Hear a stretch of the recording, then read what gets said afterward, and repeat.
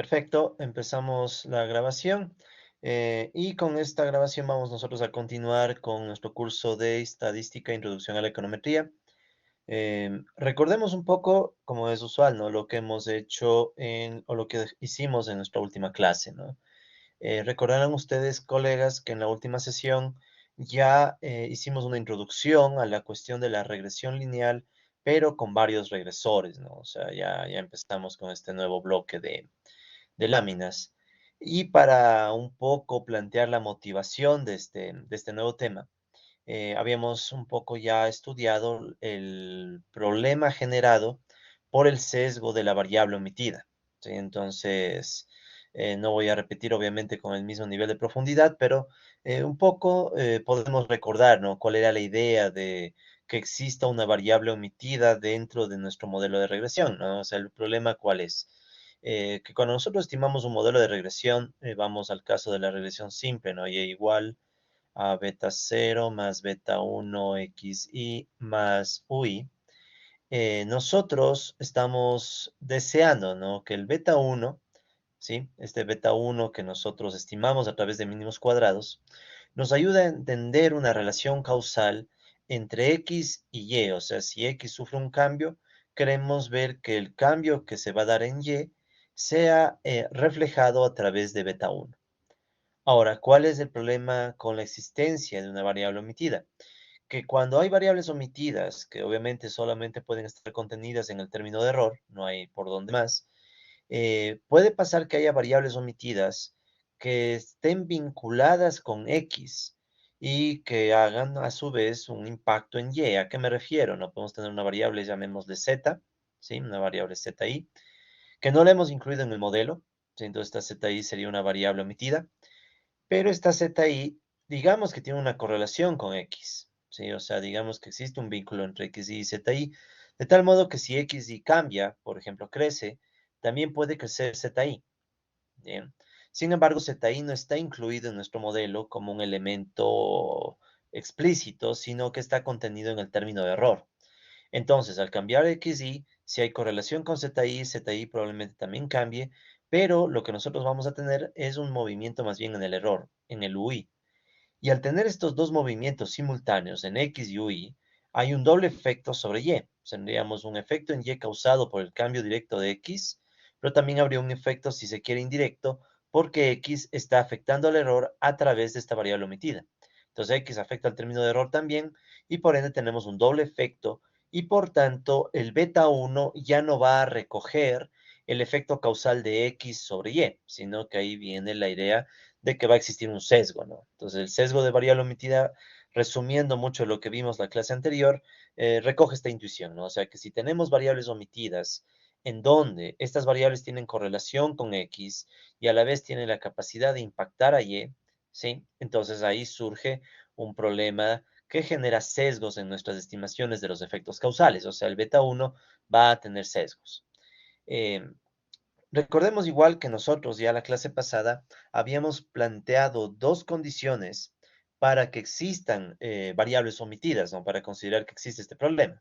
Entonces, primeramente, la variable omitida, en este caso z, como le hemos llamado, debe estar correlacionada con el regresor. Es decir, esta variable omitida zi, ¿sí? Zi que estaría contenida en el error, debe tener alguna relación o una correlación con xy. ¿Sí? O sea, eso es lo primero, ¿no? O sea, un vínculo entre XY y la variable omitida ZI que está dentro del error. Pero a la vez también se entiende que la variable omitida ZI va a tener un impacto sobre YI, ¿sí? Entonces tenemos este doble vínculo, ¿no? O sea, X puede estar vinculado al término de error, perdón, a la variable omitida, y a la vez la variable omitida también tiene un vínculo con Y. ¿Sí? Que bueno, más o menos recoge esta intuición que está aquí, ¿no? O sea, esta intuición para mí es mucho más importante que la asimilen antes que estas condiciones, porque estas condiciones, digamos que son la misma idea expresada en otras palabras, ¿no?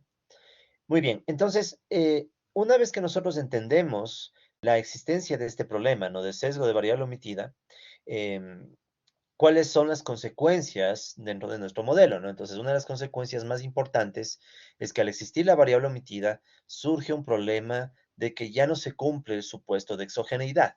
Es decir, yo ya no puedo asumir que el error esperado de y dado xy es igual a cero, ¿no? ¿sí? O sea, si nosotros recordamos un poco, disculpen aquí, colegas, un pequeño paréntesis. Sí pueden ver mi pizarra, ¿verdad?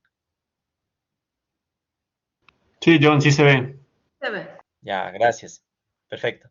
Bien, entonces, si nosotros recordamos, ¿no? Nuestra regresión poblacional y igual beta cero más beta 1 xi más ui, y cuando escribimos esto en términos de esperanzas condicionadas, esperanza de y cuando conocemos xi, es igual a beta cero más beta 1 xi más el valor esperado de ui dado xi. Entonces, el supuesto de exogeneidad, que tal vez es uno de los más importantes que nosotros queremos garantizar, ¿sí? Es que este término de la esperanza de UI, cuando conocemos XY, esperamos que sea cero, ¿sí? De tal modo que se pueda anular este término, y si se anula este término de aquí, ¿sí? O sea, todo ese término se anula, por ende podemos decir que la esperanza del valor de Y se puede representar exclusivamente por la recta de regresión, ¿no? O sea, no se olviden de eso. O sea, el supuesto de exogeneidad es clave para garantizar que la recta de regresión es un estimado, no, es un indicador de la variable, del valor esperado de y cuando conocemos x. Sin embargo, si surge este problema o este sesgo de variable omitida, nosotros ya no podemos aceptar este supuesto, y lo que nos va a pasar es obviamente que si es que tenemos el sesgo de variable omitida, ¿sí? Sesgo de variable omitida, lo que nos va a terminar generando es que el valor esperado de y dado xy, ya no va a ser igual a la recta de regresión, ¿sí? Porque hay un efecto que está causado por la esperanza de ui dado xy, que sabemos que ahora ya no va a ser cero, ¿sí? Es decir, cuando surge el problema de variable, el sesgo de variable omitida, tenemos el problema de endogeneidad, ¿no? Entonces no se olviden que este es el problema de endogeneidad, que intuitivamente significa que el valor esperado del error, ¿sí? Tiene algún vínculo con x y por ende no es cero, ¿sí? Entonces hay aquí una relación entre el error y x. Muy bien, entonces eso obviamente hace que nuestro modelo tenga problemas, y el beta 1 estimado, ¿sí? Ni siquiera logre acercarse al beta 1 poblacional cuando aumente el tamaño de la muestra, ¿sí? Entonces eso, o sea, surge una serie de problemas, ¿no? El beta 1 gorro va a ser sesgado, va a ser inconsistente, por más que aumentemos el tamaño de la muestra, siempre va a haber este sesgo, y ese sesgo solo desaparecería si es que X y U no tuvieran correlación, ¿sí? No correlacionados. Bien, lo cual con variable omitida no va a pasar. O sea, si es que tenemos un sesgo de variable omitida, X y U sí van a estar correlacionados. Bueno, justo lo que mencionábamos ahorita, ¿no? Muy bien, entonces esa era la motivación, y como planteábamos la clase anterior, una de las formas en las cuales podemos enfrentar este problema es trabajar con modelos de regresión múltiple. O sea, ya no trabajar con el modelo de regresión simple que tenía solamente un regresor, ¿no? Sin embargo, aquí surge en cambio otro problema, ¿no? Y el problema principal es, muy bien, cuántas variables y qué tipo de variables debo incluir para yo saber que estoy controlando el sesgo de variable omitida. Porque, como planteábamos la última clase, podríamos pensar un escenario en el que aumentemos infinitamente el número de variables, pero bueno, no infinitamente, pero podríamos tener unas 100 variables, por decirlo, ¿no? Y obviamente que eso no es procedente, no tanto por temas de ajuste, ¿no? Recuerden que si tenemos una buena base de datos, podríamos aumentar y aumentar variables, y el ajuste va a ir mejorando. O sea, siempre que esté pasando un aumento de variables, hay la tendencia a aumentar el R cuadrado. Pero ese no es nuestro propósito. Nuestro propósito es incluir las variables necesarias para poder asegurarme que el efecto de X1 sobre Y, ¿sí? Ese beta 1, realmente está recogiendo un efecto causal, y podemos asumir que un cambio en X va a generar un cambio en Y a través de beta 1, y el término de error se pueda mantener constante, ¿sí? O sea, eso es lo que buscamos, que yo pueda cambiar la X1, que ese cambio en X1 genere un cambio en Y a través de beta 1, pero que a la vez pueda hacer todo esto asumiendo que UI se mantiene constante. O sea que, por tanto, no hay correlación, ¿sí? No correlación entre X1 y UI, ¿sí? Que ese es nuestro X1Y sería, ¿no? X1Y y UI no tienen correlación, o sea, yo puedo mover la X asumiendo que el término de error no se va a mover. Entonces, no es que voy a buscar poner un número infinito o muy grande de variables auxiliares, sino que voy a poner las variables que permitan limpiar, si se quiere en este término, ¿no? Limpiar el sesgo de selección del beta 1. Entonces, esto va a provocar que tengamos dos grupos de variables.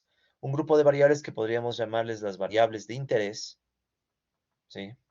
Y digo variables porque no necesariamente tiene que ser una, ¿no? En este caso estamos hablando solo de una variable de interés, pero podríamos tener más, ¿no? Esto ya depende del problema concreto que estudiemos, pero nosotros vamos a empezar solo con una variable de interés para aprender este tema bien.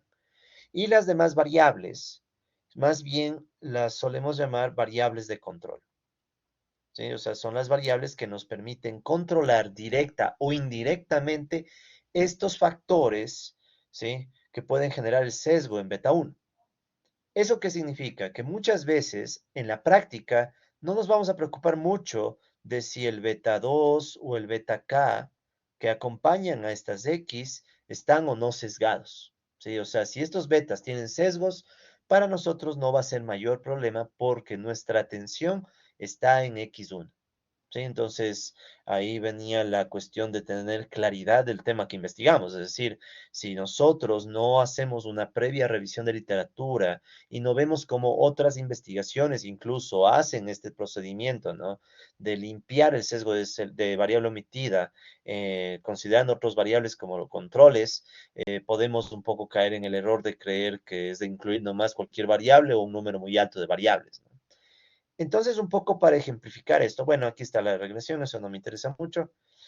Un poco para ejemplificar eso, si no me equivoco, por aquí creo que estaba. eh, ¿Qué fue lo que hicimos en la clase pasada? Pusimos como ejemplo, o retomamos el ejemplo de los 420 distritos escolares en California, ¿no? O sea, tomamos este ejemplo y habíamos dicho muy bien, qué variables omitidas podemos considerar en el modelo, pero no digamos que de forma arbitraria, sino consultando la literatura. Bueno, en este caso, como es un ejemplo, la literatura sería el propio Stoggy Watson, ¿no? En donde ellos hablaban de, recuerden ustedes, la importancia que puede tener la población migrante, ¿ya? Entonces, esto sería como una suerte de consejo práctico, ¿no? Es decir, cuando ustedes empiecen a analizar o quieren saber cuál es el vínculo de una variable x1, permítanme cambiar de color, cuando quieran entenderlo entre una x1 sobre una y, sí, o sea, ustedes digamos que quieren entender, digamos que y es el crecimiento económico y x es, por ejemplo, la educación, quieren saber cómo la educación afecta el crecimiento económico, lo primero que deben hacer es buscar en la literatura, ¿sí? Revisar el Google académico y un montón de otras fuentes para saber cómo han hecho otros autores para encontrar las variables de control, o sea, las variables que me permiten controlar estos factores y de una u otra forma ayudan a limpiar y reducir al menos el problema del sesgo de variable omitida, ¿no? En el caso de Stogg y Watson, esa variable que nos aconsejan estudiar o agregar es el porcentaje de personas que estudian inglés. Noten eso, ¿no? La cantidad de personas que estudian inglés no es por sí mismo el tema que nos interesa controlar. Lo que nos interesa controlar es la población migrante, porque teníamos este supuesto, ¿no? Recuerden que X1 y en nuestro ejemplo es la ratio alumnos-profesor, alumnos-profesor.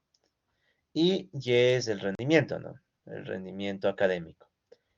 Entonces, ¿cuál es el punto? El punto es que en esta relación, ¿sí? Queremos saber cómo la ratio alumnos-profesor, que es una aproximación del tamaño del aula, afecta al rendimiento.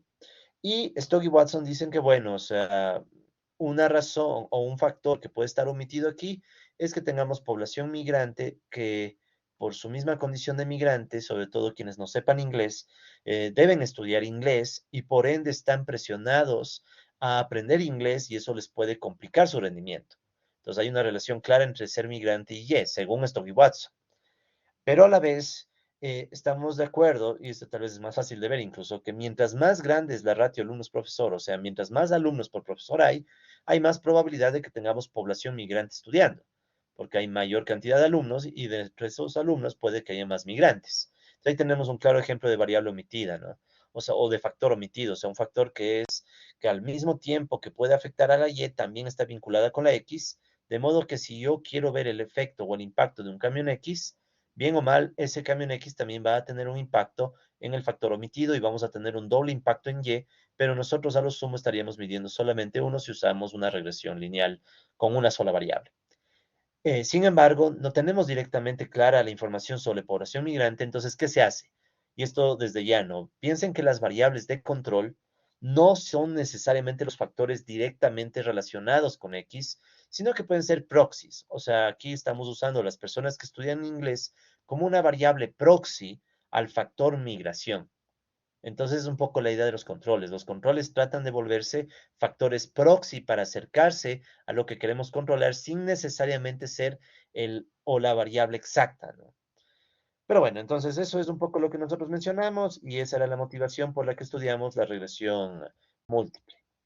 Y bueno, una vez que dijimos eso, ya habíamos hecho la introducción a cómo estimar la regresión múltiple a través del estimador MCO, ¿no? A través de mínimos cuadrados ordinarios. Entonces, la idea era básicamente extender el procedimiento que habíamos visto en el mínimos cuadrados ordinarios con una sola variable. ¿Sí? Entonces, no voy a repetir los detalles de esto porque ya lo vimos. La idea simplemente es volver a buscar una minimización de la suma de cuadrados del error, solo que ahora lo que hacemos ya no es solamente estimar beta 0 y beta 1, sino que vamos a tratar de estimar beta 0, beta 1, beta 2, beta 3 y todos los beta asociados a las múltiples variables que vamos a tener, ¿no? Que por temas de notación vamos a llamarle K a ese número de variables, ¿no? O sea, K será el número total de variables independientes o regresores que vamos a tener, ¿no? Entonces, bueno, el problema básicamente se resume entonces a encontrar la minimización de Y menos la recta de regresión, o bueno, la regresión con todos estos regresores multiplicados por su coeficiente, ¿no? Y elevado al cuadrado, ya sabemos que esto significa que es el error al cuadrado, ¿no? O sea, es la misma idea que teníamos cuando trabajábamos con una sola variable. Solo que, claro, ahora como aparecen múltiples variables, lo que se hace es más bien adoptar un enfoque matricial.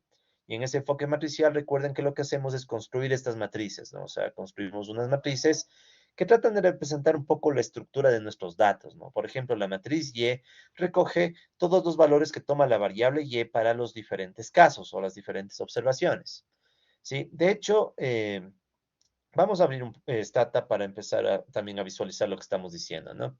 Entonces aquí está el archivo do2, que no se olviden, ustedes ya lo tienen en nuestro material de clase, y voy a cargar los datos hasta la parte de use. ¿Ya? Entonces aquí acabo de cargar la base de datos, y en esta base de datos, de paso, de una vez, vamos a cambiarle el nombre a las variables que nos van a servir para el resto de la clase, ¿no? Entonces, vamos a cambiar los nombres de las variables. Recuerden que para eso usamos el comando rename.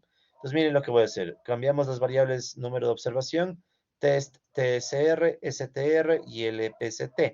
Y las voy a cambiar por variables y, x1 y x2, ¿ya? Entonces, esto, ¿para qué nos va a servir? Para identificar más fácilmente qué variables nos interesan, ¿no? Entonces, I es el indicador del caso o la observación.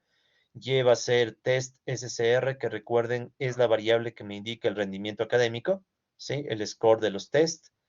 STR ahora es X1, que va a ser la ratio alumnos-profesor.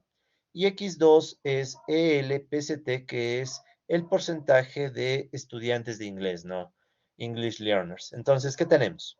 Tenemos que estas variables ya tienen un nombre mucho más cómodo para nuestro ejercicio. Y bueno, acá abajo de una vez voy a poner la etiqueta a las variables. Ya saben que el bars sirve para poner una etiqueta que no es más que queden los nombres bonitos cuando hagamos alguna gráfica o cosas así, ¿no? Muy bien, entonces aquí nosotros tenemos ya lista para ser estimada la regresión múltiple, ¿no? Entonces selecciono y doy control D, y en la pantalla de Stata me va a aparecer la regresión múltiple de Y contra X1 y X2, donde ya sabemos que X1 es la ratio alumnos-profesor y X2 es el porcentaje de estudiantes de inglés, ¿no? Entonces ahora hagamos un browse para ver la base de datos, un browse donde vemos la Y, X1 y X2, ¿sí? Entonces aquí está la base de datos, ¿no? Entonces aquí tenemos la Y, X1 y X2, ¿ya? Las demás variables sí existen, ¿no? No las hemos borrado, simplemente que con Browse hemos hecho un filtro para que únicamente nos aparezcan en pantalla estas tres variables. Entonces, ¿para qué estoy haciendo esto? Primero, bueno, obviamente la regresión que nos interesa es esta, ¿no? O sea, esta es la regresión que vamos a tratar de entender. Pero primero para ello queremos saber cómo se sacan los coeficientes, ¿ya? De hecho, a ver, solo por practicar, ¿no? Escribamos cómo se vería esta regresión múltiple. Sería y igual beta 0 más beta 1 x1y más beta 2 x2y. Como ya es estimada, ¿sí? O sea, esto no es poblacional, sino que ya es muestral, ¿sí? Recuerden que estamos trabajando con la muestra de 420 casos. Ponemos los gorros, ¿no? Entonces, este es el y estimado. Este es el beta 0 estimado, beta 1 estimado y beta 2 estimado. Viendo los resultados, ¿cuáles son las estimaciones de los betas, ¿no? Entonces, por ejemplo, beta 0 estimado, ¿sí? Que ahora simplemente le llamamos la constante, ¿no? Ya no le veamos como intercepto, sino simplemente es la constante. Entonces, el beta 0 estimado es de 686, ¿sí? 686,03 con un estándar de 8.73. ¿Sí? Entonces recuerden que este es el error estándar robusto, ¿no? Porque usamos la opción robust y ya sabemos qué significa eso, ¿no? Esto nos garantiza que vamos a tener resultados que no tienen ningún problema con la heteroscedasticidad y sobre todo nos va a dar una aproximación normal de los betas si es que el tamaño de la muestra es grande, ¿no? Pero bueno, de eso hablaremos más adelante. El caso es que tenemos beta 0, beta 1, en cambio es ahora menos 1,10 con un error estándar de 0.43, ¿sí? Y beta 2 es igual a menos 0,65, redondeando, ¿sí? Y un error estándar de 0,03, ¿ok?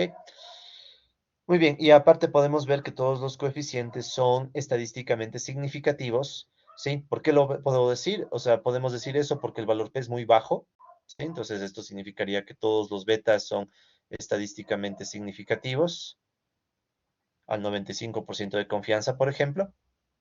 O también podemos ver el estadístico T. Entonces ustedes saben que si vemos el estadístico T, ¿qué es lo que buscamos? Buscamos que este estadístico T en todos los casos sea mayor a 1,96 en valor absoluto, ¿no? O sea, en valor absoluto aspiramos a que esos coeficientes sean mayores a 1,96, olvidándonos del signo, ¿no?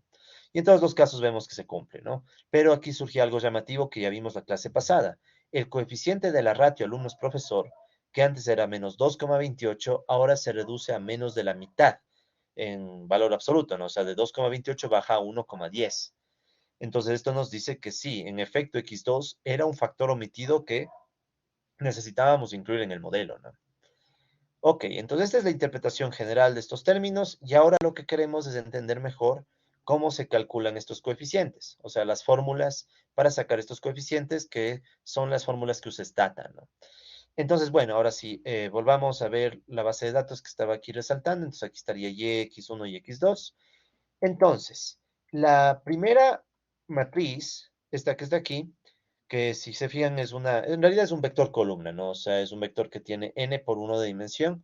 O sea, ¿cuántas filas? 420 filas y una columna, ¿sí?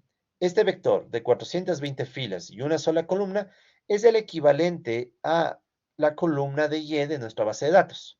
De hecho, es exactamente la columna de y. O sea, esta columna y, si se fijan, tiene una dimensión de 420 filas y una columna. Entonces, esa columna de y es exactamente la matriz y, ¿sí? Esa columna. Luego vemos que tenemos la otra matriz, la matriz X, ¿no? Entonces, esta es una matriz X que dice, muy bien, en filas serían 420, que son las observaciones, y en columnas tendríamos, por ejemplo, ¿no? En nuestro caso estamos haciendo la regresión y igual beta 0 más beta 1 x1y más beta 2 x2y, ¿no? Esta es la regresión que estamos estimados, ¿no? Entonces tenemos dos regresores, o sea, en este ejemplo k es igual a 2. Entonces tendríamos 2 más la constante, ¿sí? Porque serían dos términos más el beta 0. Entonces nos sale en total una matriz de 420 filas por 3 columnas, ¿sí? Esa sería la matriz X. Y recuerden que este K indica el número de regresores, que bueno, estamos empezando con un ejemplo igual sencillo, ¿no? Con dos regresores. Entonces, en la base de datos, ¿dónde está esa matriz? ¿Ya? Lo que nosotros tenemos en la base de datos es x1 y x2, ¿no?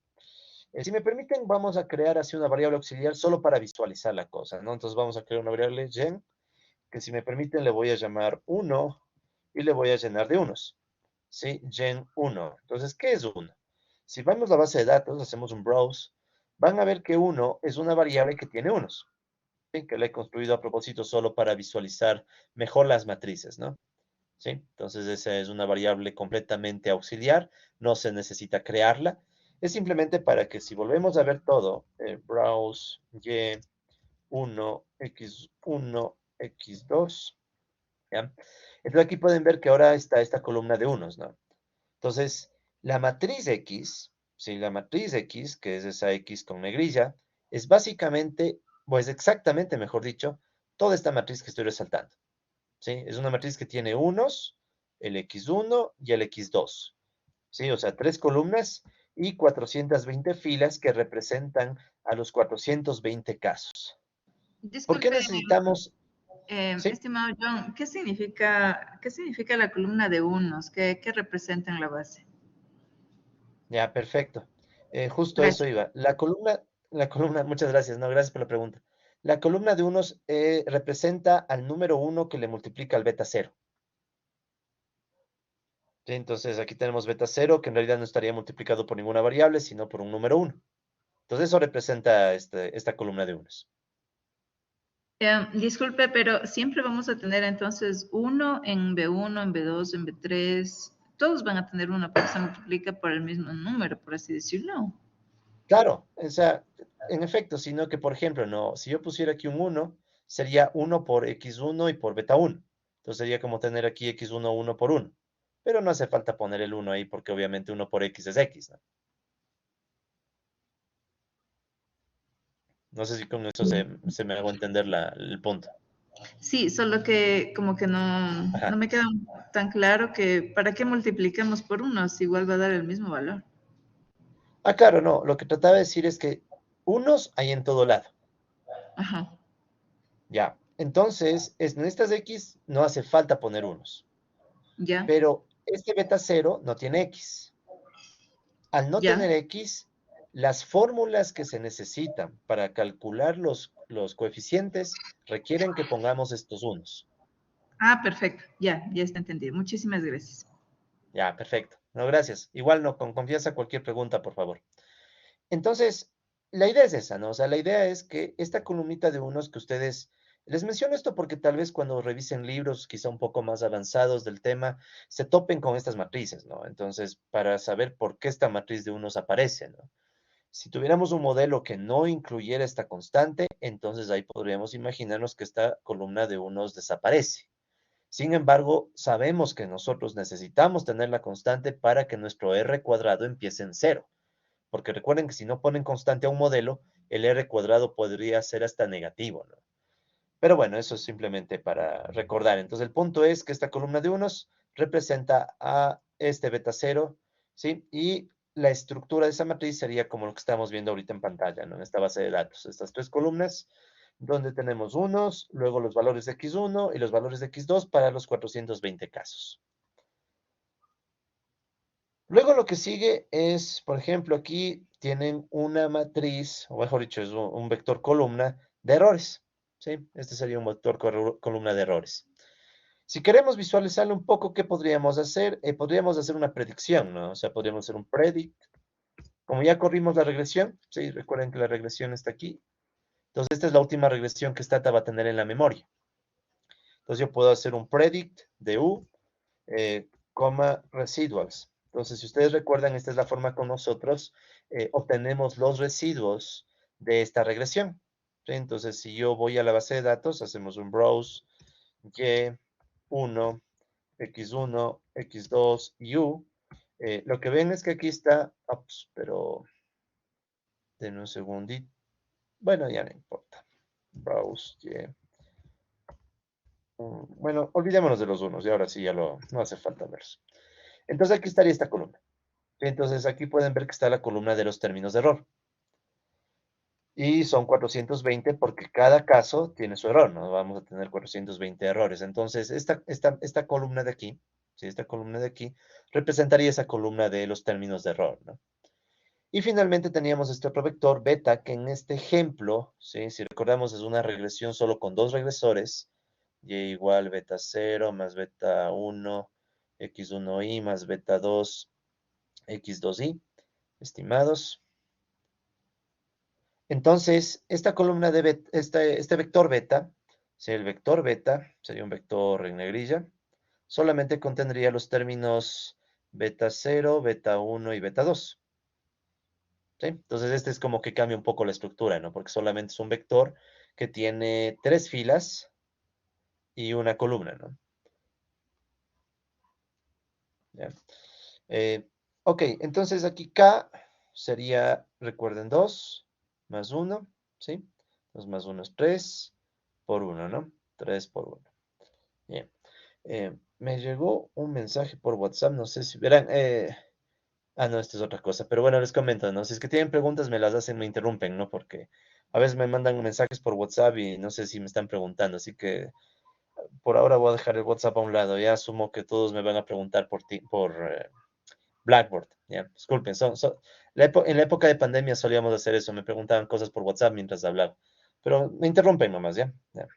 Sigamos. Entonces, bueno, una vez que se construyen esas matrices, todo el sistema de ecuaciones de mínimos cuadrados se puede obtener con las fórmulas que están aquí, ¿no? Primero replanteábamos la regresión en términos matriciales, volvíamos a plantear la minimización igual en términos matriciales, aplicábamos una optimización usando cálculo vectorial, cosa que, bueno, no la vamos a hacer, pero digamos que les dejo al menos la idea, que recuerden eso, ¿no? O sea, se usa cálculo vectorial, o sea, una forma de cálculo ya con matrices y vectores, y al final logramos obtener esta fórmula para estimar todo el vector, ¿sí? Todito el vector, que en nuestro ejemplo, recuerden que el vector era de 3 términos, ¿no? Beta 0, beta 1 y beta 2. Entonces, ya en la práctica, estas son las fórmulas que se utilizan en los softwares, ¿no? O sea, es una fórmula matricial que de golpe permite obtener todos los valores de los beta al mismo tiempo, ¿no? Y esa fórmula, como habíamos visto la clase pasada, se resume en esta ecuación, ¿no? Una ecuación matricial donde beta gorro es igual a x transpuesta x a la menos 1, x transpuesta y. ¿Sí? Entonces, donde un requisito clave para poder calcular esto es que esta matriz x transpuesta x tenga inversa, ¿no? O sea, que x transpuesta x se puede invertir. Caso contrario, no podemos resolver la ecuación. Entonces, más adelante veremos qué significa, en términos más bien prácticos, ¿no? O sea, qué significa que esta matriz pueda invertirse, ¿ya? Pero bueno, entonces esa es un poco la idea. Y si quisiéramos hipersimplificar la fórmula, sería como decir que el beta gorro se puede sacar como una multiplicación entre una matriz C y la matriz Y. Y donde C es básicamente toda esta matriz que está acompañando a Y. O sea, es una forma matricial y un poquito, entre comillas, sofisticada de sacar promedios de Y. Sí, o sea, volvemos a lo mismo. O sea, el estimador MCO, o sea, el estimador mínimos cuadrados y los betas no son más que promedios de las Y. Sí, se obtienen a través de fórmulas que promedian las Y, entre comillas promedios, ¿no? Es un poquito más elaborado, pero la intuición es básicamente la misma, promedios. Sí, promedios de Y. Ok, entonces hasta ahí es lo que nosotros hemos visto. No sé si tal vez hay alguna pregunta. Y bueno, y de paso reforzamos, ¿no? Ya, si hay silencio, asumo que no hay preguntas, así que no hace falta que nadie diga no, no hay preguntas. Ya, si no hay preguntas, simplemente seguimos. Ok, entonces verán, esta fórmula es la que estaría implementada dentro de Stata y dentro de todos los softwares, ¿no? O sea, es una fórmula súper, súper genérica. Entonces, cuando ustedes ven esta estimación de varios coeficientes, pueden hacerse la idea de que Stata hizo esa estimación usando esa fórmula matricial, ¿sí? Entonces, esta es la fórmula de los estimadores de mínimos cuadrados ordinarios estándar, ¿no? Que en libros ya más avanzados, más allá de Story Watson, incluso en Story Watson estoy seguro, si no me equivoco, en los últimos capítulos aparece la demostración ya con cálculo vectorial, creo incluso, no me acuerdo muy bien, pero creo que sí. En fin, continuemos. Entonces, desde las ecuaciones, bueno, desde todo este procedimiento que hemos visto, podemos sacar algunas conclusiones y características interesantes, ¿no? Por ejemplo, si ustedes replantean el sistema de ecuaciones, ¿ya? O sea, vuelven a utilizar las ecuaciones normales y mueven un poco las ecuaciones matriciales, les puede quedar cosas como esto. Miren que aquí me sale que x transpuesto por el vector de errores estimado es 0, ¿sí? Esto de aquí significa básicamente, pues es una forma un poco elaborada, ¿no? De decir que si ustedes tienen o comparan la variable x con los errores, no hay vínculo, ¿sí? O, dicho en forma un poquito más matemática, no quiero volverme tan matemático en esta explicación, pero al menos un poco la idea, x es, si quieren, una matriz ortogonal a u gorro, o sea, el vector de errores estimados. Pero yo quiero más bien que guarden la intuición, no hay vínculo. O sea, por construcción, ¿sí? Una de las características de los MCO en regresión múltiple es que no hay vínculo entre los errores estimados y X, ¿ya? Ahora, ojo, estos son los errores estimados, ¿ya? Entonces, no es lo mismo los errores estimados que los errores poblacionales, ¿ya? Entonces, lo que vamos a ver es que en el MCO va a surgir una suerte de errores estimados que nada van a tener que ver con X, pero eso no nos puede servir para evaluar cómo se comportan los errores poblacionales, porque sabemos muy bien que los errores poblacionales son unos errores que no vamos a ver nunca, porque son de la regresión poblacional. Esto en cambio de que X y el término de error no tenga vínculo, es más bien una construcción por la forma como se estima el UGOR, ¿ya? Y bueno, hay otras características que vienen a partir de esto, ¿no? Por ejemplo, resulta ser que si ustedes hacen una regresión múltiple, y bueno, esto también pasaba en la otra, en la regresión simple, ¿no? Pero en la regresión múltiple vale la pena enfatizar aún más. Cosas como las siguientes, ¿no? Si ustedes suman los errores, ¿sí? Si ustedes suman los errores estimados, esa suma siempre es cero. Esto recoge un poco la idea que teníamos cuando hacíamos regresión simple. Recuerden que en regresión simple teníamos esta idea, ¿no? Tenemos X, tenemos Y, y cuando hacíamos una regresión simple, ¿cuál era la idea, no? Teníamos la recta de regresión y más o menos lo que decíamos es que los errores hacia arriba y hacia abajo como que se compensan, ¿no? Sí, entonces un poco sabemos que los errores que están hacia arriba son positivos y los errores hacia abajo de la regresión son negativos. Y cuando sumábamos errores positivos y negativos, la suma nos daba cero, ¿ya?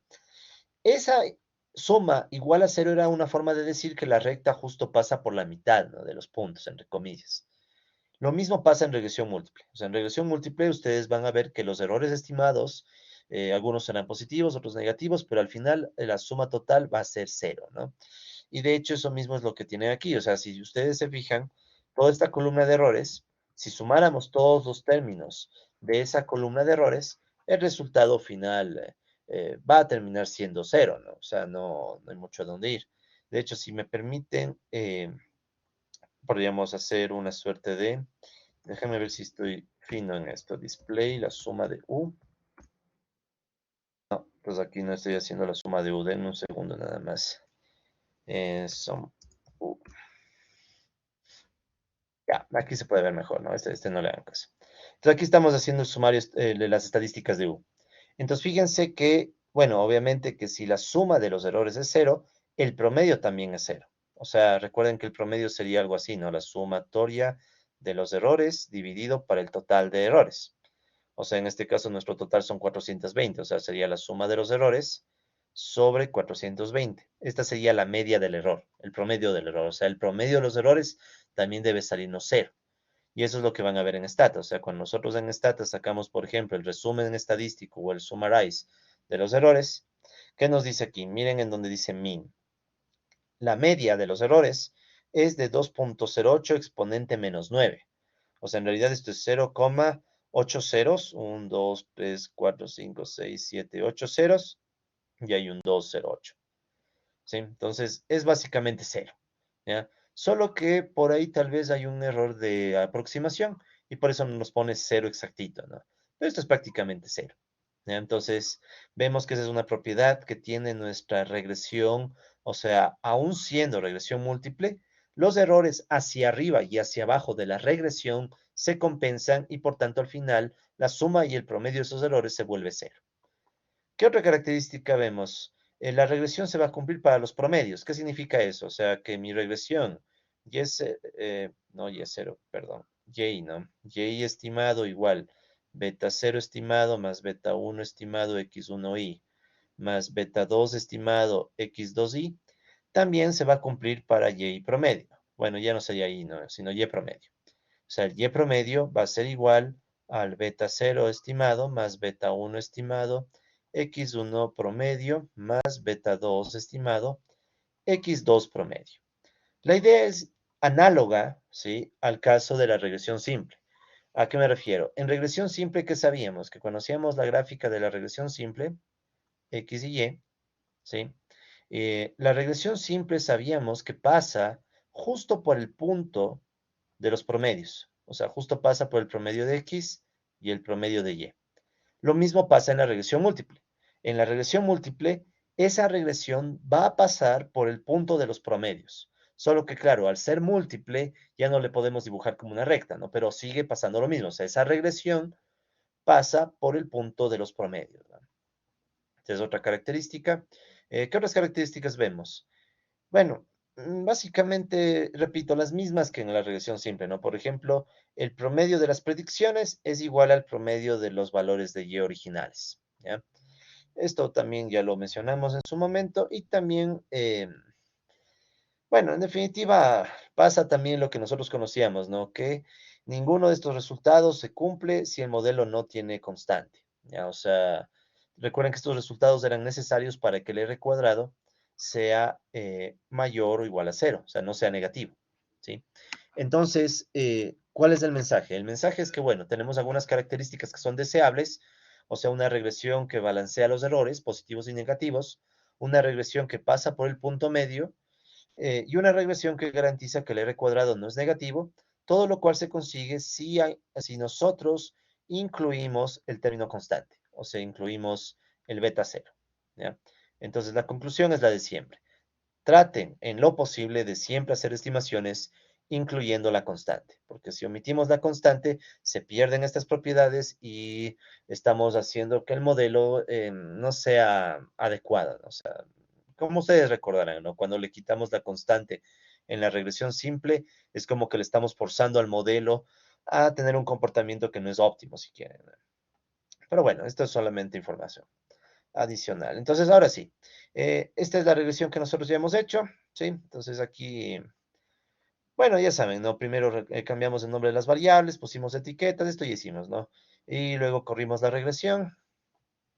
Y aquí están los resultados de la regresión. Y aquí está la recta con sus detalles, ¿no? Entonces aquí ustedes pueden ver que, como habíamos dicho, ¿no? La constante es 686, error estándar de 872, el primer coeficiente, el beta 1, es negativo de menos 1,10 con error estándar de 0,43. Y el segundo coeficiente es de menos 0,65 con error estándar de 0,03. A su vez, el R cuadrado es de 0,43, que subió muchísimo porque recuerden que el R cuadrado en regresión simple era apenas 0,05, o sea, 5%, ¿no? Ahora tenemos 0,043. ¿Cómo se interpretaba esto? Recuerden, esto significa que nuestro modelo es capaz de replicar el 43% de la varianza de Y, ¿sí? O el 43% de la dispersión de Y. ¿Ya? Entonces es una mejora importante del ajuste, ¿no? Aunque sabemos que no es crucial, o sea, no nos preocupa tanto el ajuste. ¿Qué más podemos ver? Vemos que el error estándar o el RMC, recuerden que esta era la raíz del error cuadrático medio o error estándar de la regresión, es de 14,46, que es mucho más bajo al valor que nos salía antes, que si no me equivoco creo que era de 18 algo. Entonces, ¿qué significa esto? Que al hacer esta regresión múltiple hemos logrado que los puntos estén más cerca de la regresión, ¿sí? Solo que ahora es más difícil de graficar, porque esto ya es una regresión ¿en qué dimensiones? De hecho, fíjense. Nuestra regresión original, voy a llevarme esto a la pizarra, ¿ya? Vamos a tratar de visualizar un poco este resultado, ¿ya? Entonces, permítanme mover esto un poco, ¿ya? ¿Cómo se puede ver esto gráficamente, ya? No es lo ideal, ¿no? Pero tratemos de ver si podemos hacer una representación gráfica. Entonces, originalmente nuestras gráficas solamente eran X y Y, ¿sí? Originalmente esas eran nuestras gráficas, X y Y. Ahora el problema es que tenemos dos variables, entonces ya x1, ¿sí? Dos variables x me refiero. Y tendríamos una x2. El eje que estoy dibujando ahora, este x2, en realidad deberíamos pensarlo como un tercer eje tridimensional. O sea, idealmente, imagínense que este sería una línea que está saliéndose de la pantalla, ¿no? Que nos da una tercera dimensión. O si lo prefieren, piensen que esta es la esquina de un cuarto, de una habitación. ¿Sí? Esta es justo la esquina, en 3 dimensiones. Entonces, ¿qué es lo que nosotros vemos? Cuando x1 y x2 son 0, o sea, si hiciéramos 0 a x1 y x2, la regresión pasa por el punto 686, que sería un punto sobre este eje. ¿Sí? Entonces ahí estaría el beta 0 estimado de 686, ¿ya? En ese punto. Luego de ese punto, fíjense que hay una tendencia a la caída de x en menos, perdón, una tendencia que cuando comparamos con x1 se cae esta en menos 1,10. Entonces, para hacernos una idea, imagínense que por un momento nos olvidamos del resto. Si por un momento nos olvidamos del resto, volvemos a nuestro caso de x contra y, ¿no? Entonces, esta sería una recta con pendiente negativa. Si es que solo dibujáramos esta parte de la gráfica. Ahora, si me concentro en el caso de y contra x2, ¿qué tendríamos que hacer? Podríamos olvidarnos vuelta de este término. Entonces miren qué nos queda. Nos quedaría una relación de y contra x2, que también es negativa. Entonces sería como tener otra recta, pero esta vez la recta estaría pasando o estaría proyectada en este plano, ¿no? El plano y contra x2, ¿sí? Y bueno, al final, si juntamos todo, como esto es lineal, se esperaría que tenga esta forma. Entonces, si quieren, esto sería una suerte de plano. ¿Ya? Este sería como un plano ya más complejo de ver, ¿no? Visualizar. Entonces ya no es una recta, ¿no? O sea, antes teníamos solamente una recta, ahora lo que tenemos es un plano en 3 dimensiones, ¿sí? Y los puntos que antes se recuerden que eran puntos solamente sobre la línea, ahora serían puntos pero en el espacio. Entonces imagínense que pueden tener unos puntos en el espacio, pongamos una nota, así puede ser, ¿ya? Unos puntos en el espacio, unos puntos estarán arriba del plano, ¿sí? Unos puntos estarán arriba del plano y otros puntos estarán debajo del plano. Los puntos que estén por encima del plano, ¿sí? Son los que tendrán valor positivo en el error, o sea, generan error positivo, los puntos que están sobre el plano. Y en cambio, los puntos que estén debajo del plano serían puntos que generan error negativo. ¿Ya? Entonces, como pueden ver, ya es mucho más difícil de visualizar, ¿no? Pero más o menos quiero que se imaginen eso. O sea, si quieren, geométricamente pueden pensar en esto, ¿no? Piensen que tenemos la esquina de una pared y en la esquina de pared tú pones un papel que representaría un plano, ¿sí? Un papel. Los puntos que estén por encima de ese papel, en el espacio, generan un error positivo y los puntos que estarían por debajo de ese papel, de ese plano, nos generarían errores negativos. ¿Ok? Esa sería un poco la visualización. Sin embargo, es obvio que esto ya no se hace en la práctica, ¿no? O sea, esto lo estoy haciendo solamente por tratar de un poquito ganar intuición, pero en realidad ya no se hace esto. O sea, hasta 2 dimensiones se grafica, de 3 en adelante no, porque simplemente con agregar otra variable, o sea, si tuviéramos una x3y, ya no tiene sentido este gráfico y por ende ya no tiene mucha utilidad, ¿no? Pero de todas maneras quiero que visualicen o traten de entender esta idea, ¿no? Que es como que estamos elevando la dimensión del problema. O sea, antes era simplemente una línea, ahora es un plano, si es que agregamos otra variable. Y si agregamos más variables, agregamos más dimensiones. Entonces, al agregar más dimensiones, también agregamos la posibilidad de tener un mejor ajuste. Ah, y por cierto, ¿no? Entonces, aquí vemos que tenemos este 1446. Este 1446 me diría un poco cómo se desvían los puntos del plano, o sea, cuán alejados están los puntos del plano, ¿sí? Entonces, yo podría decir que en promedio, los puntos muestran una desviación estándar respecto al plano de 1446 unidades. Antes, tal vez ustedes se acuerden que cuando solo teníamos una recta, hacíamos unas bandas. Cuando solo teníamos una recta, ¿no? O sea, si solamente tuviéramos la recta, tendríamos unas bandas. Ahora, como tenemos un plano, estas bandas se transformarían también en planos. Un plano superior y un plano inferior, ¿ya? Pero obviamente ya es mucho. O sea, ahí sí ya estamos forzando demasiado la parte geométrica. Entonces ya cuando uno hace regresión múltiple, uno se queda solo con la intuición. O sea, ¿cuál es la intuición? Que en promedio mis puntos tienen una desviación estándar de 14 con respecto a la regresión. Sí, una desviación estándar de 14. Esa es un poco la idea de la interpretación geométrica, ¿no? Bueno, y aquí están las interpretaciones que hemos dicho. Em, beta 1, no se olviden, por cierto, ¿no? Que es el coeficiente de la ratio alumnos-profesor y beta 2, el coeficiente de el porcentaje de estudiantes de inglés. De todas formas, es alentador ver que el beta 2 es negativo, ¿sí? O sea, como que, bueno, no sé si llama el alentador, pero por lo menos empata con la intuición que decían Stock y Watson, ¿no? O sea, que si aumenta el número de el porcentaje, perdón, de estudiantes de inglés, hay cierta tendencia a que aumente, o perdón, a que se reduzca el rendimiento, ¿no? Porque el coeficiente es negativo. En fin, no sé si tal vez tengan alguna pregunta sobre la interpretación gráfica de la regresión MCO y más que gráfica, de la interpretación de los términos, ¿no? De cada uno de los coeficientes. No sé si tal vez haya preguntas. ¿No?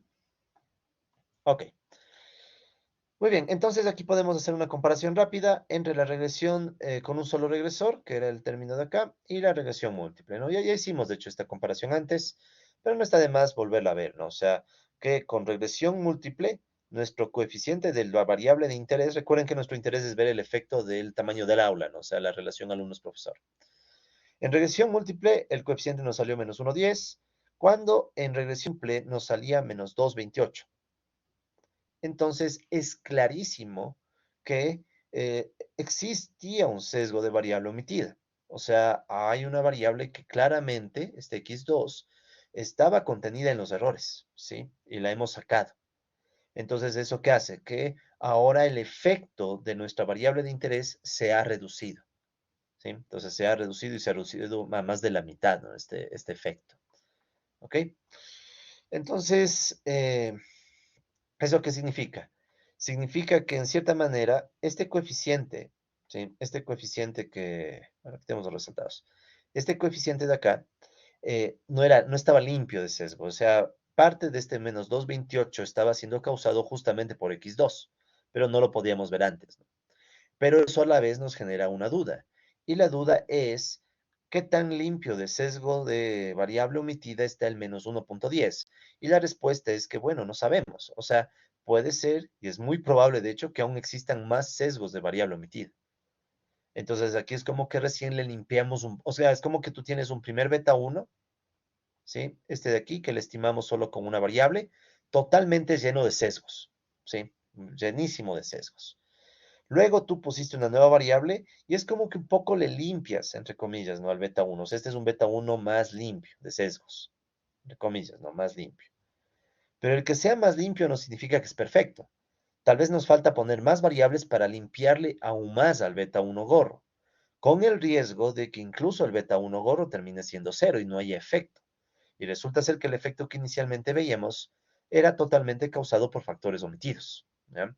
Entonces, por eso es vital que revisemos literatura, o sea, que veamos y leamos autores que hagan estimaciones, que hayan hecho trabajos parecidos a lo que buscamos, porque esto no nos lo va a responder Stoggy Watson ni ningún libro. Esto ya depende de cada problema particular, o sea, qué variables hay que seguir incluyendo, ¿no?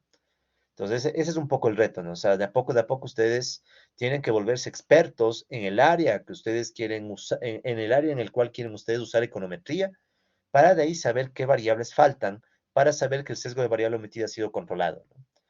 Y para eso, repito una vez más, ¿no? Literatura, Google académico, ver repositorios, artículos indexados de todo tipo, todo lo que puedan ver, ¿no?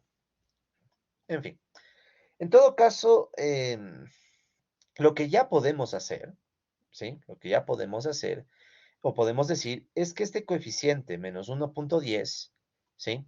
O sea, yo podría decir lo siguiente, ¿no? De hecho, me voy a llevar esto, me llevo esta a mi pizarra. Una nueva, ya. Entonces, lo que yo sí puedo decir del menos 1,10 es lo siguiente, ¿no? O sea, yo puedo decir que el menos 1,10 es el efecto de aumentar x1 sobre y, manteniendo x2 constante. O se quiere diciendo en otras palabras, controlando x2. ¿Ya? Entonces eso también vale la pena mencionar desde ya. Si bien es cierto, este menos 1,10, como hemos dicho, no va a ser perfecto y todavía puede tener sesgos, de todas maneras, es un coeficiente que yo ya sé, me indica cuál es el efecto del x1 sobre y ceteris paribus, al menos con respecto a x2. O sea, al menos x2 yo sé que se mantiene constante. ¿Cómo sé eso? Recuerden que eso viene de la misma idea de la regresión, o sea, y1, y perdón, gorro, igual a beta 0 gorro más beta 1 gorro x1y más beta 2 gorro x2y. Cuando yo saco la derivada parcial de este y gorro con respecto a x1y, ¿sí? Y asumo que el supuesto de exogeneidad, bueno, ya me entienden, o sea, asumimos todo lo que tenemos que asumir. El caso es que si yo saco esta derivada parcial, esa derivada parcial me va a dar beta 1 gorro. Y ustedes saben muy bien que en una derivada parcial, todo lo demás se asume constante.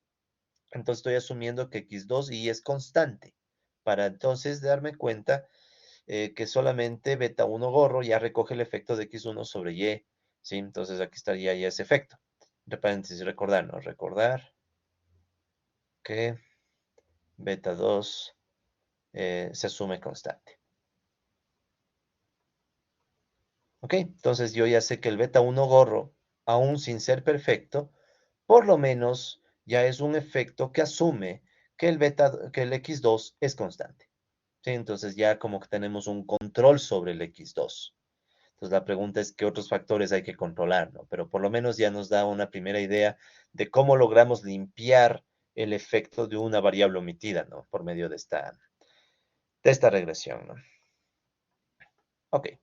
Muy bien, entonces, una vez que tenemos esta intuición, pasemos a entender un poco más el ajuste en la regresión múltiple. Esto lo vamos a pasar súper rápido porque tenemos una gran ventaja.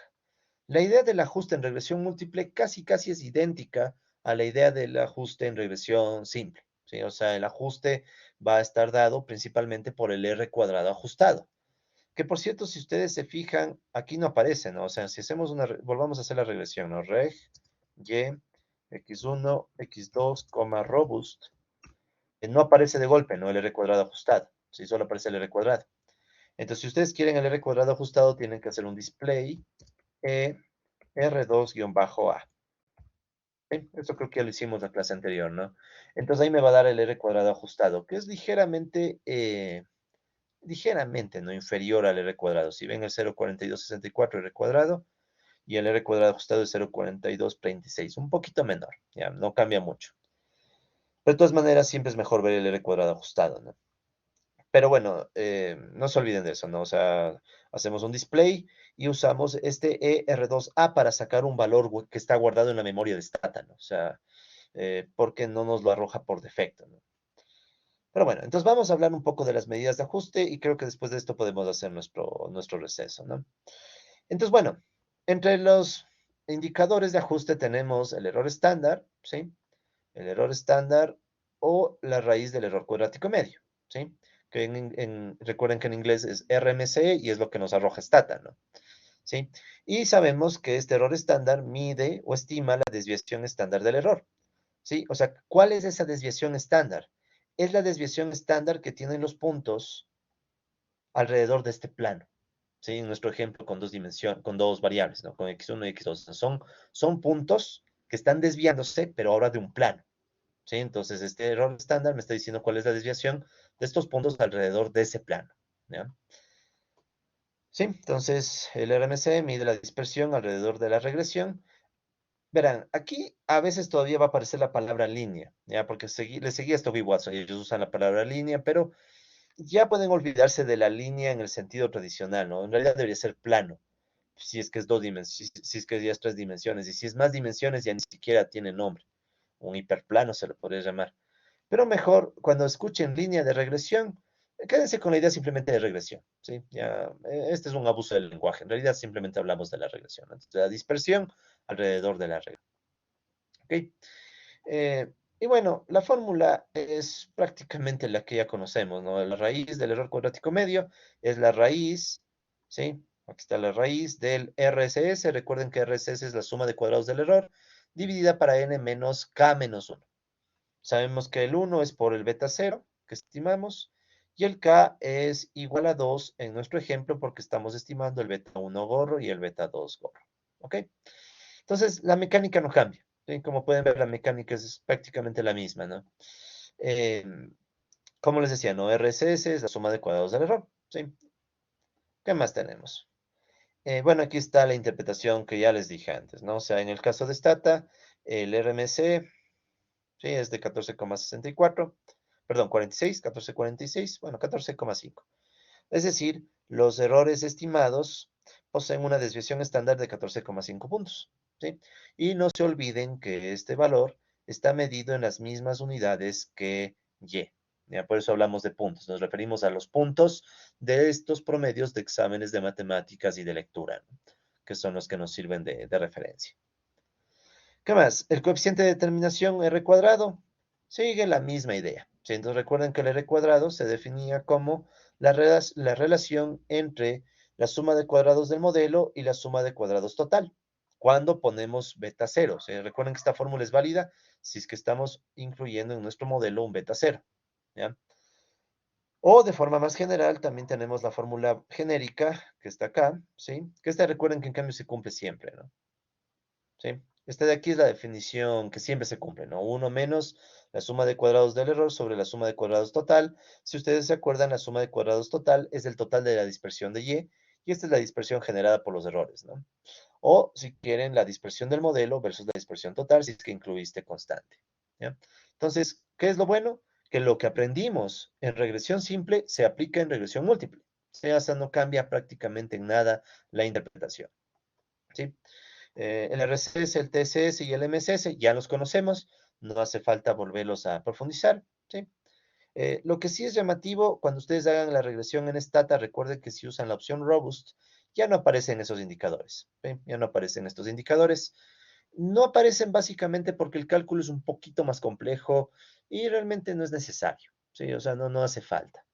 ¿Sí? Lo que nos interesa es el R cuadrado en realidad. ¿Sí? Entonces ya como ustedes saben, aquí el R cuadrado es de 0,426 y aquí está la interpretación, ¿no? Implicando que el 42,6% de la variabilidad de Y puede replicarse o, entre comillas, explicarse por los regresores. ¿Ya? Entonces, como habíamos dicho, es una mejora importante en el ajuste, ¿no? Y bueno, tenemos algunas observaciones para el coeficiente de determinación que ya las hemos mencionado, pero no está de más enfatizar, ¿no? Así súper rápido. Recuerden que si el modelo que ustedes construyen no tiene constante, ¿sí? R cuadrado puede ser negativo y eso es un problema, ¿ya? Entonces, a menos que sea realmente necesario o a menos que tengan una motivación clara, siempre incluyan constante en el modelo. ¿Sí? A menos que tengan alguna razón así clarísima, que usualmente puede estar en la literatura. Pero caso contrario, mejor siempre usen constante. ¿Qué más? En regresión múltiple, R cuadrado siempre crece cuando agregan más variables o cuando agregan más regresores al modelo. ¿Sí? A menos que exactamente la variable no importe, pero eso no va a pasar. O sea, en la práctica, esto es lo que sucede. Entonces, aquí hay que tener cuidado. Hay que tener cuidado de que ustedes pueden hacer que el R cuadrado se infle de forma artificial poniendo más y más variables. O sea, ustedes hacen un modelo Y igual beta 0, estimados, ¿no?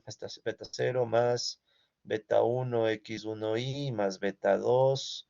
Entonces, imagínate que cada variable que vas poniendo te va a incrementar el R cuadrado. Si pones un beta 3, x3y más beta 4, x4y más, entonces cada más que vas agregando, cada variable extra que pones en la regresión, infla y la hace crecer más y más al R cuadrado, ¿sí? El coeficiente de determinación.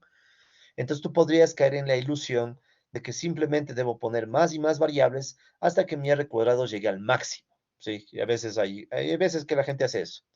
Entonces, mi observación es que simplemente no hagan esas cosas, porque recuerden que el R cuadrado no es nuestro coeficiente de interés. ¿Sí? O sea, el R cuadrado es bueno que sea alto si es que sale, pero si es que es bajo tampoco es problema. Lo que nos importa es la causalidad.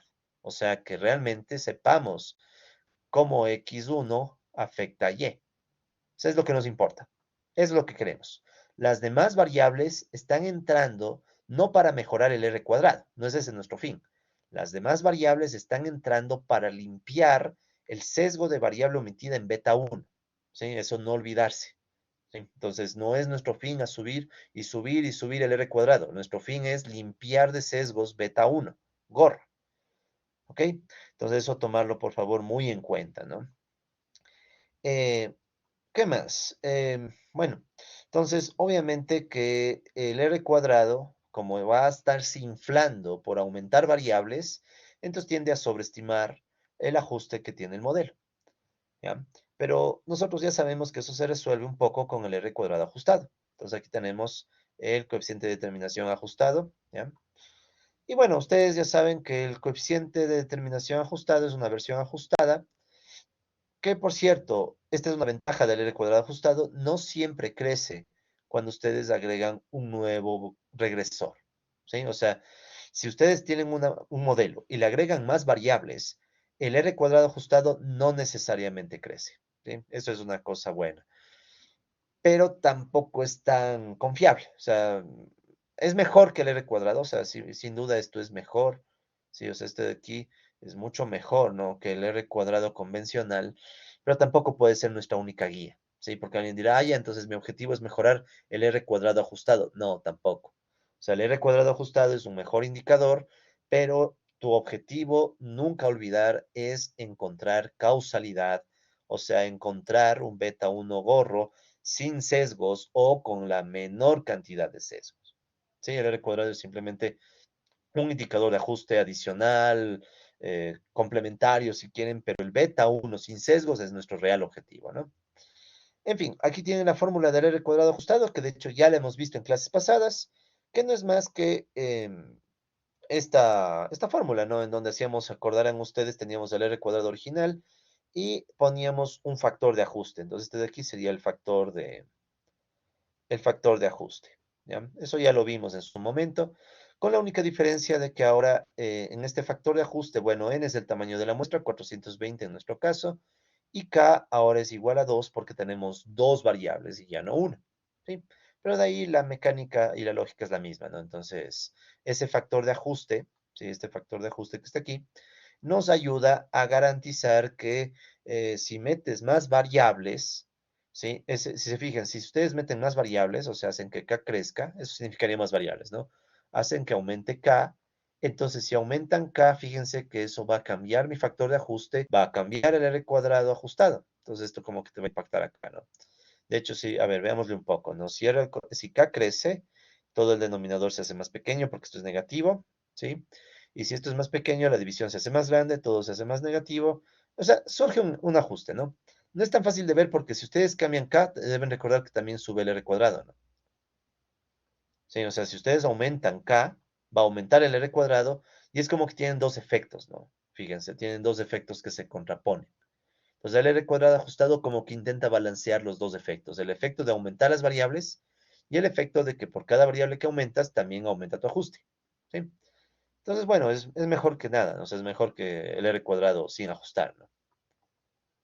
En fin, aquí tienen algunas observaciones del R cuadrado ajustado, pero bueno, en definitiva, la intuición que les di creo que es la más importante. Y no se olviden que si ustedes quieren sacar el R cuadrado ajustado, utilizan esta opción, ¿no? El display R2A, ¿ya?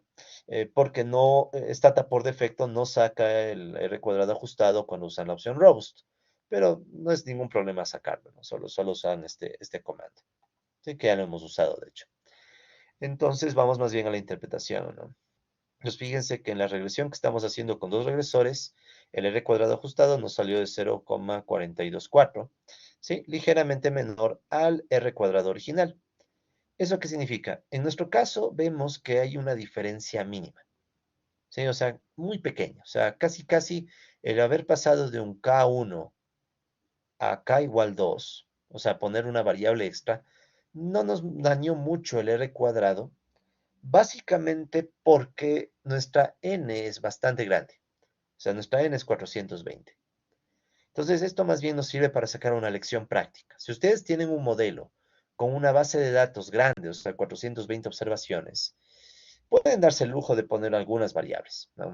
Una, dos, tres, cuatro, cinco.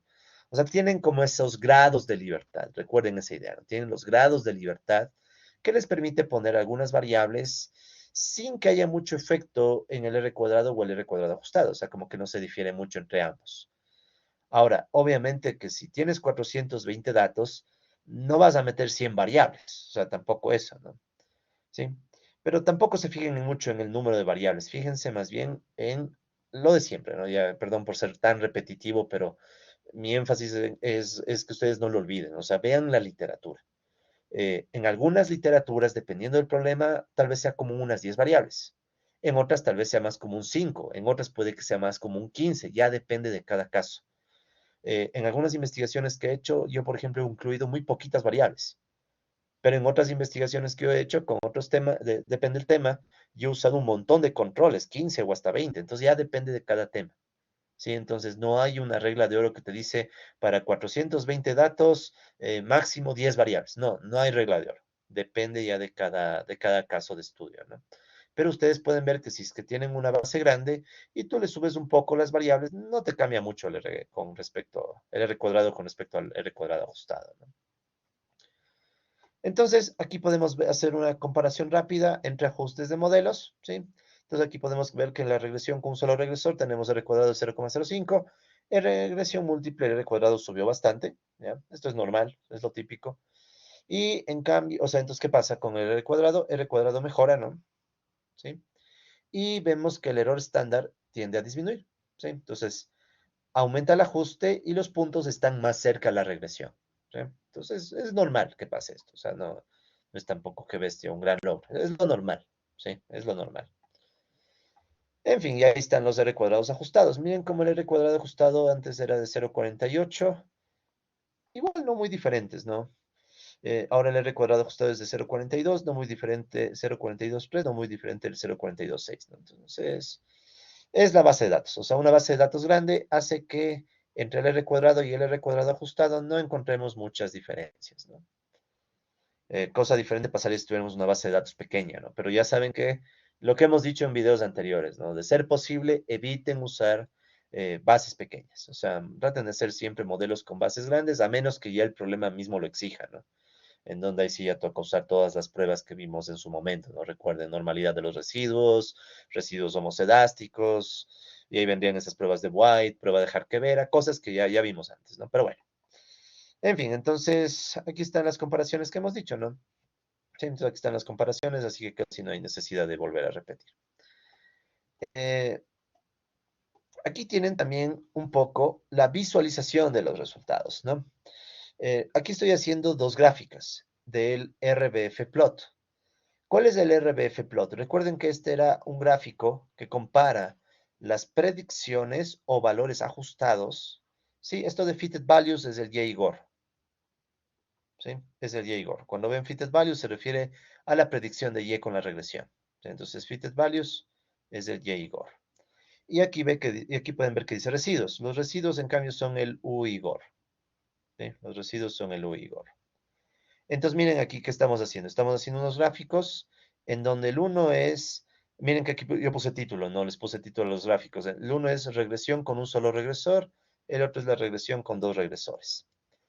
¿Qué es lo que podemos ver? Miren como aquí los datos, ¿sí? O sea, están bastante dispersos, ¿no? Están bastante dispersos, ¿ya? Entre -50 y 50, ¿no? En este otro gráfico, miren cómo una buena parte de los datos, no todos, ¿no? Pero una buena parte de los datos mejoró su ajuste. Sí, está mucho más cerca de la regresión, ¿no? Está mucho más cerca. Incluso este último tramo, ¿sí? Que tiene un poco más de dispersión, pero igualmente vemos que está bastante ajustado en comparación a estos casos, ¿no? Tal vez este tramo es el que tiene más dispersión, ¿no? Y por aquí hay un caso extremo, ¿no? Este sería interesante de estudiarlo con más calma. Aquí hay un posible caso extremo. Lo que sí ven es que también aquí hay clarísima una heterocedasticidad, ¿no? O sea, ¿cómo sabemos que aquí hay heterocedasticidad?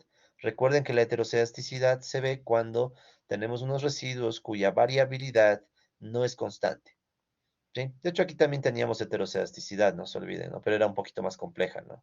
Teníamos una variación por aquí, otra variación más fuerte por acá, tal vez una más débil, ¿sí? Entonces son diferentes formas de heterocedasticidad, ¿no?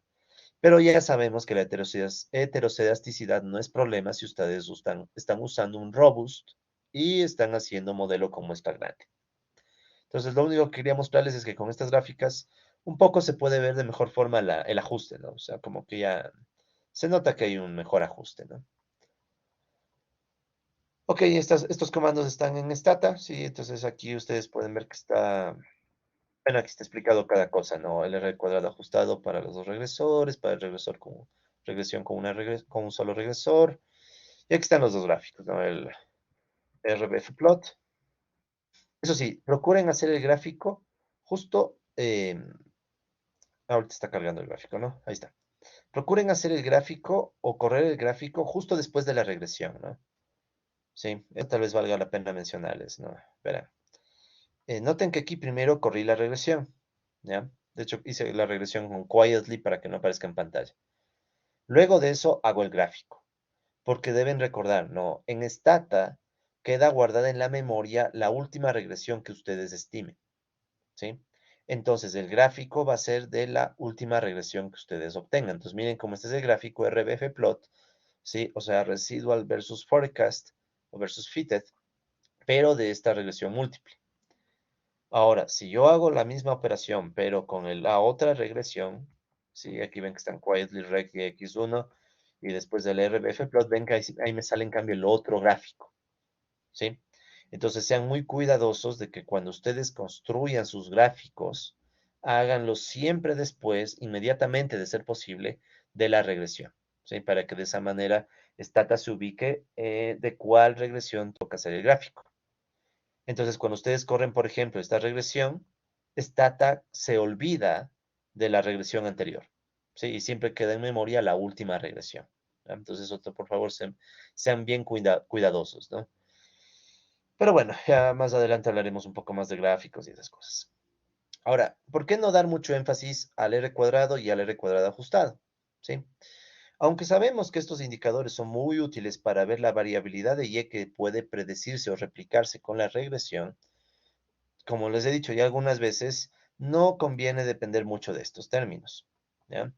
Em, Sobre todo, verán, en aplicaciones donde digamos que nuestro objetivo solo fuera la predicción, ¿ya? Supongamos que no nos preocupa mucho el efecto causal, solo quisiéramos predecir. Resulta ser que si ustedes quieren hacer predicciones fuera de la muestra, confiables, ¿qué significa fuera de la muestra? O sea, para nuevos casos.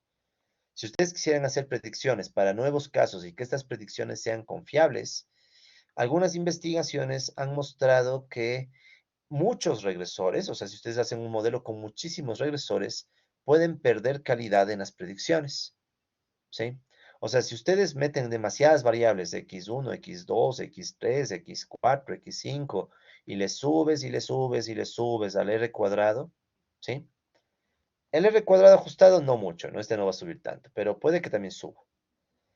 Esto hace que dentro de tu muestra estés mejorando. O sea, dentro de la muestra tienes más ajuste. Pero cuando quieres hacer una predicción fuera de la muestra, o sea, para casos que se salen de tu rango de estudio, pierdes precisión. Sí, pierdes precisión. Dicho en otras palabras, si sus objetivos fueran solo de hacer predicciones, se buscan modelos sencillos, ¿ya? Pero por ahora no se preocupen mucho de la predicción porque más nos interesa la causalidad, ¿ya? Esto más se aplica, por ejemplo, en modelos de series temporales. O sea, cuando ustedes están haciendo modelos que tratan de hacer predicciones en el tiempo. Ahí es mucho más importante este tema, ¿no? Pero bueno, de todas maneras vale la pena que sepan que modelos con demasiadas variables se empiezan a perder confiabilidad, ¿no? Al momento de predecir. Entonces, si nos enfocamos demasiado, o por ejemplo nos enfocamos hasta en maximizar el R cuadrado, puede ser que perdamos calidad en la capacidad del modelo de predecir, ¿sí? Entonces, eso es importante de notar, ¿no? Porque a veces se olvida uno y quiere ajustar y ajustar el R cuadrado, ¿no? ¿Qué más? Bueno, por su parte, recuerden que tal vez nuestro mayor objetivo siempre va a ser más bien la inferencia causal. Sí, o sea, nuestro objetivo es saber si X1 afecta a Y. O sea, nunca olvidarse de ese objetivo. Entonces, la decisión de si vamos o no a poner más variables en un modelo, esto no depende mucho del ajuste, ¿sí? Sino más bien de mejorar la estimación de ese efecto que buscamos, del efecto causal, ¿sí? O sea, quitar los sesgos, ¿ya? O sea, nuestro objetivo no es ajuste, es quitar sesgos. Porque ustedes pueden tener, yo he visto modelos con R cuadrado altísimo, 0,8 para arriba, sesgados. ¿Por qué? Porque ponen un montón de variables, pero no las variables que quitan el sesgo. O sea, pueden poner un montón de variables, pero si no le atinan a las variables que ayudan a quitar el sesgo de variable omitida, van a tener buen ajuste, pero sesgado. Entonces, si tienen que escoger entre ajuste o tener un efecto limpio, si se quiere, ¿no? Limpio de sesgos. Limpio entre comillas porque nunca es limpio perfecto, ¿no? Pero lo más limpio. siempre prefieran eso. Entonces, no se asusten si ustedes ven que en un artículo publicado en alguna revista resulta ser que el R cuadrado es bajo, ¿sí? O sea, a veces uno se asusta y dice, ¿por qué le publican este modelo si el R cuadrado es 0,5, 5%? O sea, si el R cuadrado es 0,05, ¿cómo es que le publican? Entonces, ¿o por qué le aceptan? Entonces, la respuesta del autor sería porque no me importa el R cuadrado, no quiero ajuste, quiero un efecto limpio. Tal vez es un efecto pequeño, por eso es que me sale R cuadrado bajo, pero igual, está limpio, ¿sí? Entonces, siempre denle énfasis a eso, ¿no? O sea, denle énfasis a la inferencia. Entonces, aquí van a tomar nuevamente importancia los supuestos para que realmente encontremos relaciones causa-efecto, tal como en regresión simple, ¿no? Buscar esos supuestos que nos digan bajo qué condiciones sabemos que nuestro efecto realmente es causal, ¿sí? Pero bueno, entonces yo creo que con eso podemos quedarnos hasta ahorita. No sé si tal vez hay alguna pregunta, por favor, sobre el R cuadrado y el R cuadrado ajustado.